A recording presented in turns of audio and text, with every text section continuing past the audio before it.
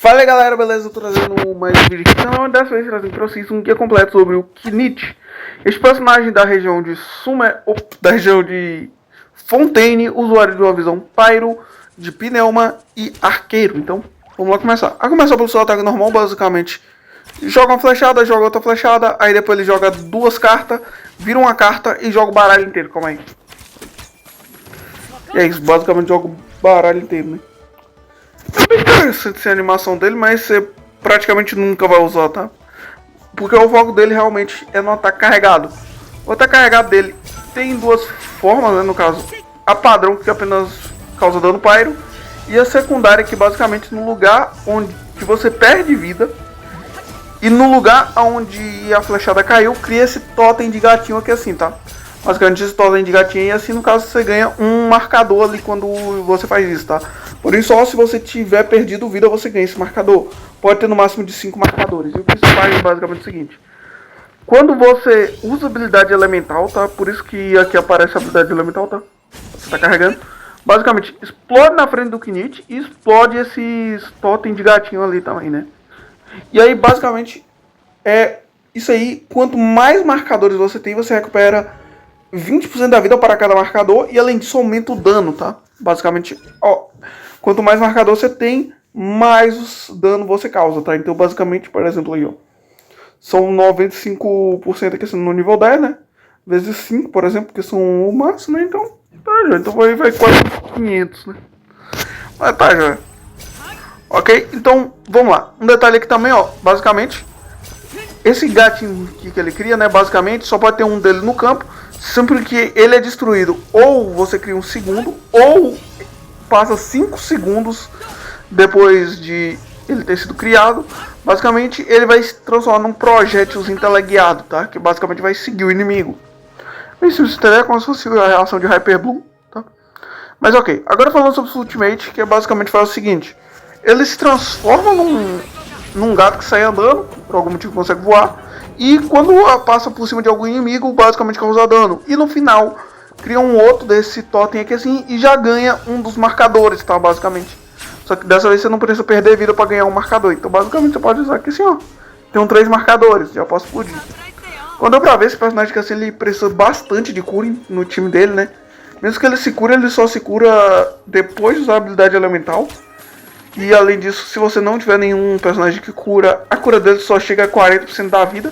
Isso aí se você já tiver começado com 100% da vida quando usou a habilidade dele pela primeira vez, né? Aí basicamente. Mas, problema não, né? Vamos continuando aqui, né? Beleza. Agora vamos falar sobre a questão de passivas, né? A primeira passiva dele faz o seguinte. Se Linnea consumir vida ao disparar o ataque carregado, né? Quando o chapéu do gato brincalhão for invocado por uma flecha pelo ataque carregado, né?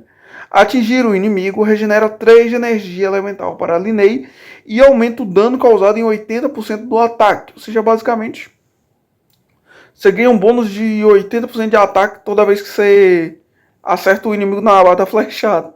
Com aquele míssilzinho, né? Só que aí você tem que perder vida, né? Então, basicamente, vamos lá. Sua segunda passiva foi o seguinte. Aumenta o dano causado por Linnea contra inimigos afetados por Pyro, que é basicamente o seguinte. Aumentará da seguinte forma, tá? Com base, dano base aumenta em 60% e aumenta o dano em 20% para cada personagem na equipe, além de Linnea de tipo elemental Pyro. Linnea pode ganhar até um total de 100%. Ou seja, basicamente, se o inimigo estiver afetado por Pyro e você tiver, por exemplo, um time que, além do Linnea, tiver 2 personagens de Pyro, você basicamente já ganha um bônus de dobrar o dano do Linnea, né? Basicamente funciona dessa forma. Então, e aqui assim vamos falar agora sobre suas constelações, né? A primeira fala o seguinte. Ao invés de você poder criar apenas um desses totens de gato aqui assim, você pode criar 2 deles por vez. E de 15 em 15 segundos, tá? Especificamente de 15 em 15 segundos, você vai ganhar um bônus de a sua flechada criar 2 desses totens, tá? Basicamente funciona dessa forma, é bem simples de se dizer. Ok, a C2 faz o seguinte. Quando Linnea está no campo de batalha, obedecerá um acúmulo do efeito foco aumentado a cada 2 segundos. aumenta o dano crítico de Linnea em 20%. Este efeito pode acumular até 3 vezes e será removido quando Linnea sair do campo de batalha. Ou seja, basicamente isso que faz é o seguinte. Eu não sei bem explicar direito, não, eu já tô aqui, tá me confundindo aqui. Basicamente, o Linnea ganha um bônus, né, de dano, né? Basicamente, 2 segundos ele aumenta o dano crítico em 20%, né? Cada 2 segundos ele ganha... E tem no máximo de 60% de dano crítico que ele pode ganhar, tá? Basicamente é isso. Sempre que ele tá no campo, ele a cada de 2 segundos ele aumenta o dano crítico, chegando ao máximo de 60% de bônus de dano crítico. Agora a Sorcerer 3 faz o seguinte. Aumenta o nível do ataque normal, transformação da carta forçada, né? No caso é do ataque normal, né? Em 3 pontos. Ou seja, basicamente se tu tiver com já no nível 10, você sobe pro nível 13. Tá? Então basicamente sendo dessa forma. Se tu tiver no nível 1, sobe pro 4. Se tu tiver no nível 9, sobe pro 12. É isso, né? E a sua C5 basicamente sobe o nível da Ultimate. Eu acho que devia subir o nível da habilidade, né? Que você usar muito mais habilidade do que a Ultimate do Linnea, né? Então a Ultimate dele é meio meh. Mas tá, né? Vamos lá, continuando. A C4 foi o seguinte. Quando o ataque carregado do tipo elemental Pyro de Linnea atingir o inimigo, se o inimigo esse inimigo terá sua resistência Pyro reduzida em 20% por 6 segundos. Ou seja, basicamente deixa o inimigo mais fraco, né? E ok. E a sua sequenciação foi o seguinte. Quando o Linnea dispara uma flecha mágica, o carregado, né? Dispara um fogo de artifício mágico, ou seja, aquele torpedinho teleguiado, né? Causará 80% do dano do fogo de artifício ali normal, né? Então, este dano é considerado dano de ataque carregado, ou seja, aumentando o dano do ataque carregado, você consequentemente aumenta o dano daquilo ali, tá? Ok, agora vamos falar sobre a questão de armas e artefatos. As melhores armas 4 estrelas para você usar no Linnea são essas 3, tá? A melhor de todas é a Canção do Silêncio, que é a arma do ferreiro de Fontaine, tá? Não tem uma arma 4 estrelas melhor pro Linnea do que essa aqui, tá? Mas caso você não tenha por algum motivo, né? Sei lá, azar. Você pode usar o arco de quebra-demônios, que também funciona, tá? Aumenta o ataque. Aumenta o dano do ataque carregado em 24% no nível 5, né? Então é bom até tu usar esse arco, tá? E por último temos aqui assim o Crepúsculo Desvanecido, né? No caso, é uma arma de evento, mas ela até que funciona bem no Linnea, tá? Basicamente, ela só aumenta o dano ali. É pouca coisa, né? Dentre as 3 opções, ela é a piorzinha, mas funciona, tá? A melhor com certeza é a Canção do Silêncio. Em segundo lugar, Quebra-Demônios. E em terceiro lugar, Crepúsculo Desvanecido. E de arma 5 estrelas nós temos 2 opções aqui pro Linnea. Eu já ia falando 3, mas na verdade são 2. A primeira opção, no caso, seria a própria arma dele, né? No caso seria Arcano Original, né? Deixa eu ver se esse aqui é o mesmo nome. Arcano Original, esse arco aqui dele, né? No caso, o segundo arco, 5 estrelas que tá ali, né? Enquanto eu tô gravando um vídeo adiantado, tá? Mas então, ok. E um outro arco que você poderia usar também, que sim, 5 estrelas nele, seria o arco da Ganil, tá? Da Ganil, eu não tenho o arco da Ganil que a Severo mostrar, né? Mas basicamente seria aquele arco lá que você pode conseguir, inclusive, no mochileiro, tá? Deixa eu ver se ele aparece aqui. Só por curiosidade aqui, deixa eu ver. Não, não é histórico não, velho. Miséria, viu? Detalhes aqui, deixa eu ver aqui. Velho, achei que dá um branco no nome do trem, velho. Faltam alguns. Arco de Amos, tá? Arco de Amos é o nome do arco da Ganil, que você pode usar ali no Linnea também, que também funciona de uma forma interessante que assim nele, tá? Então, vamos lá, continuando. Agora vamos falar sobre a questão de ordem dos talentos, né? Qual a melhor ordem para você upar os talentos? Em primeiro lugar, habilidade elemental, tá? Ataque normal, quer dizer, eu falei errado, né? Ataque normal e depois a habilidade elemental. Outra que a Ultimate você basicamente não precisa, tá? Só esses dois aqui assim mesmo já carrega o Linnea nas costas.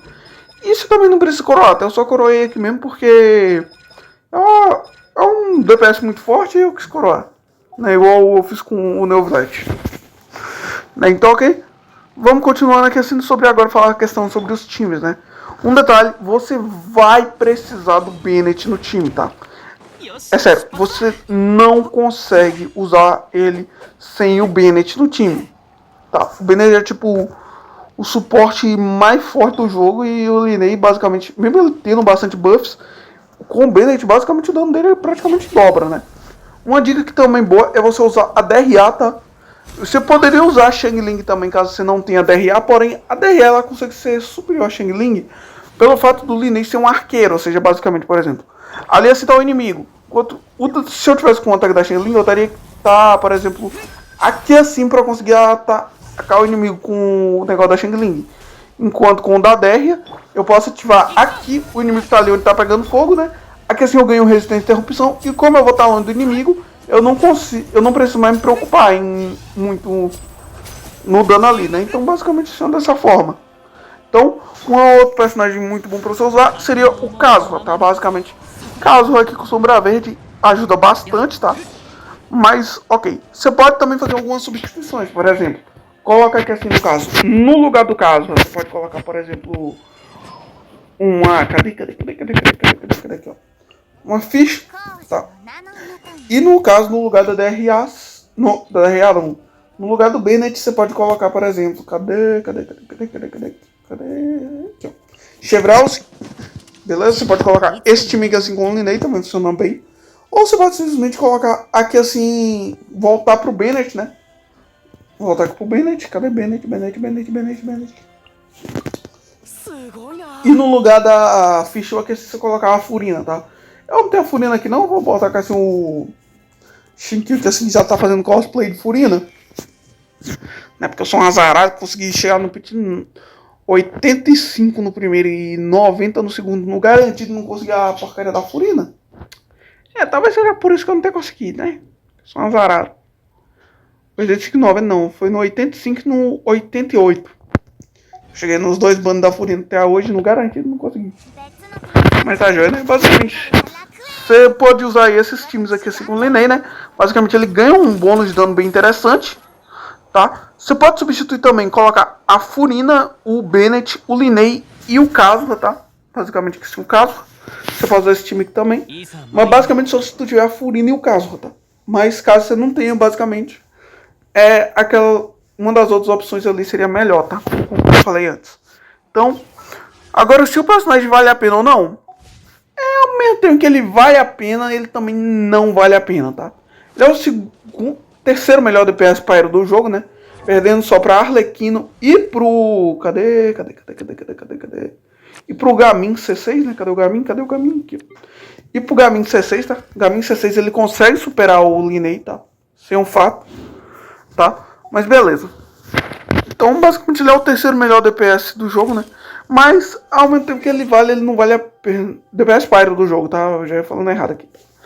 Terceiro melhor DPS Pyro do jogo. Mas ao mesmo tempo que ele não vale, é justamente o fato de que ele tá vindo depois da Narida, ou seja, quem basicamente quem basicamente conseguiu a Narida agora, ou tá tentando conseguir alguma conservação da Narida, não vai ter muita chance de conseguir o personagem.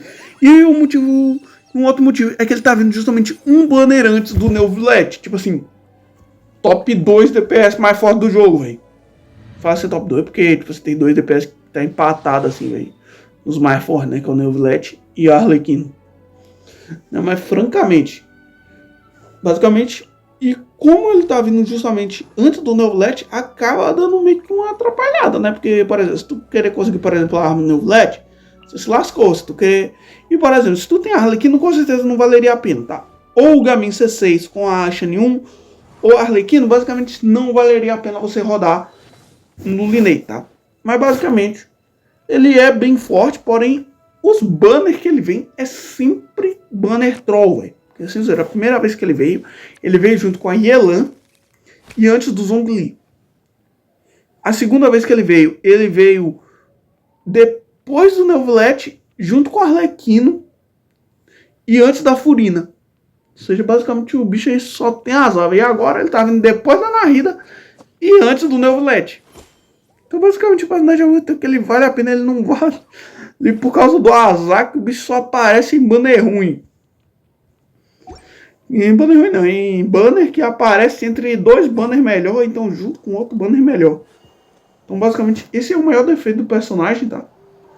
Mas ok, então esse foi o guia, né? Espero que vocês tenham gostado. Então falou, valeu, até o próximo vídeo e fui!